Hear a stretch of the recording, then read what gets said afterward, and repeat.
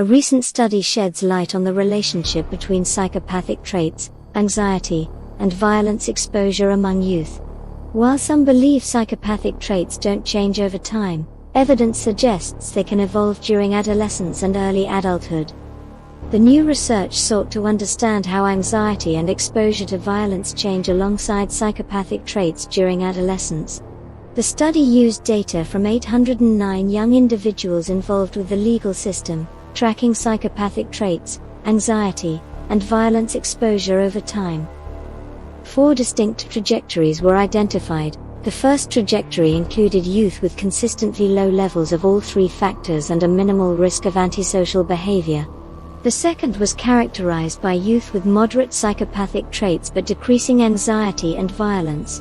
Their antisocial risk reduced over time.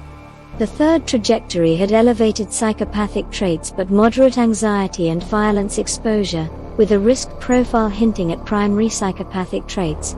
Youth in fourth trajectory had the highest psychopathic traits, elevated anxiety, and decreasing violence exposure.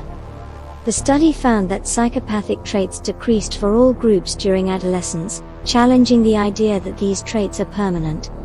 When tracked for several years, trajectories 2, 3, and 4 had higher instances of violent crime, substance use, and dependence, with Group 4 being the most problematic. However, the research has limitations. It doesn't determine causation and primarily focuses on mid to late adolescence, leaving questions about earlier and later stages.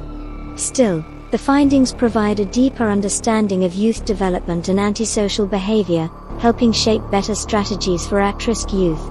The study was published in Research on Child and Adolescent Psychopathology. Learn more at psypost.org.